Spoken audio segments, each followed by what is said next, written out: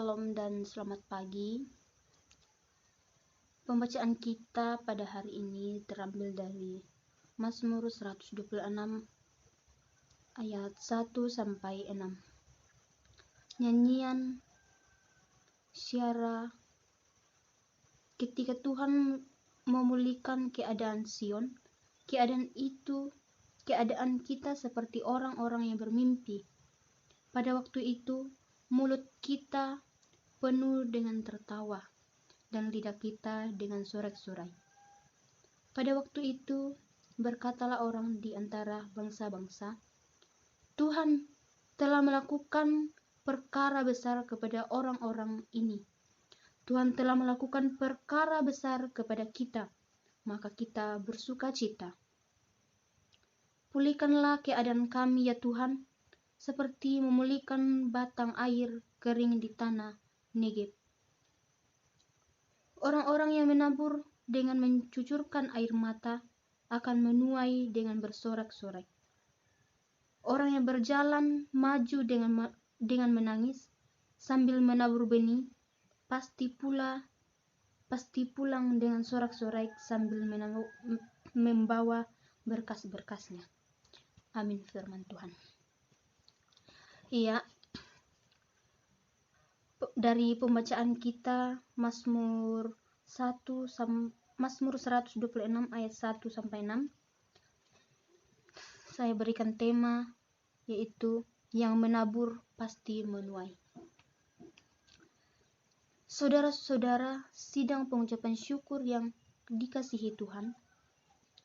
Demikian Ebit Egada dalam lagunya yang menabur akan menuai. Lagu ini senada dengan Mazmur 126 ayat 6 yang memberi ketegasan kepada kita bahwa siapa yang menabur dan menanam pasti menuai. Namun sebaliknya, yang tidak menabur dan tidak menanam tidak menuai. Atau siapa bekerja, berjerih payah, menanam, pasti memperoleh berkat atau pulang membawa berkas-berkasnya. Bukan pula tanda menyerah, tetapi suatu pernyataan untuk kerja dengan gigih tanpa mengenal lelah, tanpa peduli teriknya matahari. Mereka bekerja dengan suatu keyakinan bahwa pekerjaan itu tidak akan mengecewakan, tetapi justru akan membawa kebahagiaan. Kalau tadi mereka berpeluk,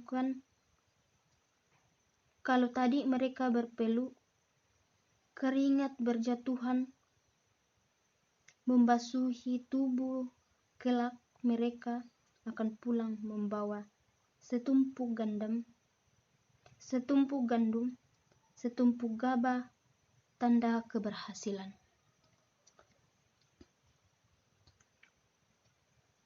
Pembacaan kita tadi tidak bermaksud seolah-olah kita memperoleh sesuatu kalau kita menangis, tapi yang dimaksud adalah bahwa pekerjaan sebagai pelatih, bahwa pekerjaan sebagai petani memang tidak mudah. Namun kalau pekerjaan itu dilakukan dengan sukacita, maka tidak ada pekerjaan yang sulit dan tidak ada pekerjaan yang sulit dan kita pun memperoleh berkat yang dari Allah. Bekerja dengan sukacita di sini tentu dalam batas aturan pertanian, yaitu menabur benih tetap pada waktunya.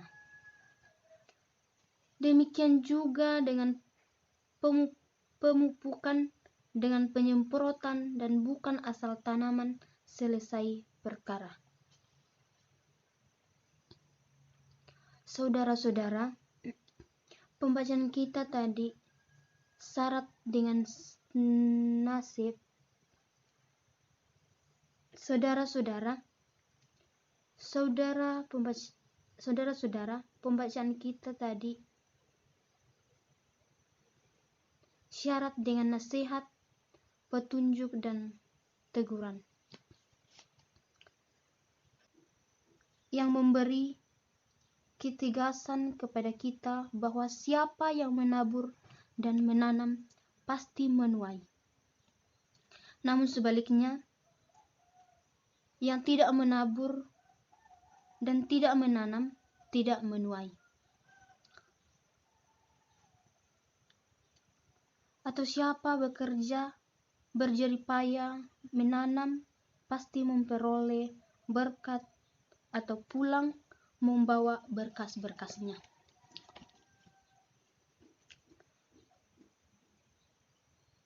Saudara-saudara, sidang pengucapan syukur yang sama dikasihi Tuhan. Pembacaan kita tadi mengingatkan tentang kembalinya bangsa Israel dari pembuangan di Babel. Peristiwa pembebasan itu membuat mereka bersorak-sorai, memulihkan Allah karena mereka boleh bebas dari tekanan sebagai bangsa buangan. Penyelamatan yang dilakukan Tuhan dilihat oleh bangsa Israel sebagai pembuatan Allah yang besar, di mana mereka seolah-olah sedang bermimpi dalam kenyataan.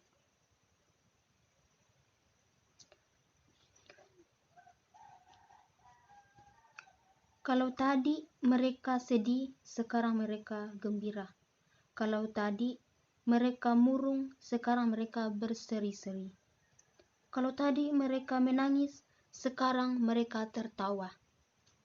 Sangat dipahami bahwa Israel yang baru pulang dari pembuangan tentu mulai hidup dari titik nol. Mereka membutuhkan air dari tanah Negeb untuk mengairi sawah-sawahnya. Mereka akan membajak, menabur, menanam, dan sudah tentu pekerjaan itu sangat melelahkan sampai-sampai mereka mengeluarkan air mata, atau air mata yang dimaksudnya di sini bukan air mata buaya, tapi air mata sukacita. Bercampuran harapan, tetapi juga bertanda diciptakan sebagai makhluk yang bekerja dan bukan sebagai makhluk yang masa bodoh dengan dan berpangku tangan. Untuk itu, lihatlah pekerjaan bukan karena keterpaksaan, melainkan sebagai amanah penciptaan.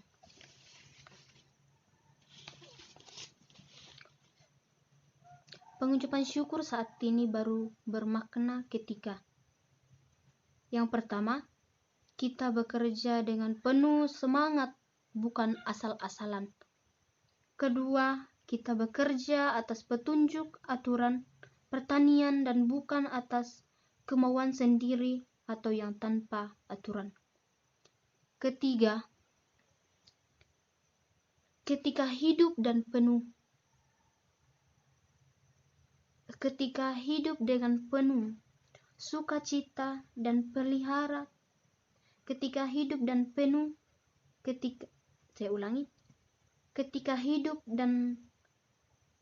penuh sukacita dan melihat penghasilan kita sebagai berkat dari Allah yang harus disyukuri, banyak atau sedikit. Yang keempat,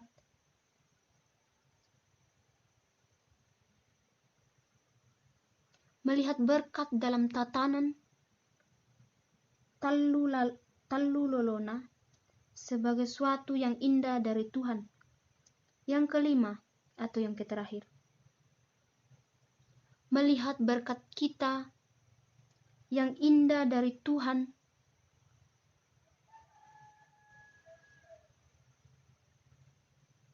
melihat berkat kita yang perlu bahwa Tuhan masih memberi kita kesehatan, umur panjang, dan sebagainya. Begitu banyak berkat yang Tuhan sudah berikan kepada kita. Karena itu, perlu syukuri. Lebih khusus, Tuhan sudah mengaruniakan keselamatan kepada kita di dalam Yesus Kristus. Itu berkat yang sangat luar biasa untuk kita syukuri. Tuhan kiranya berkenan atas pengucapan syukur kita.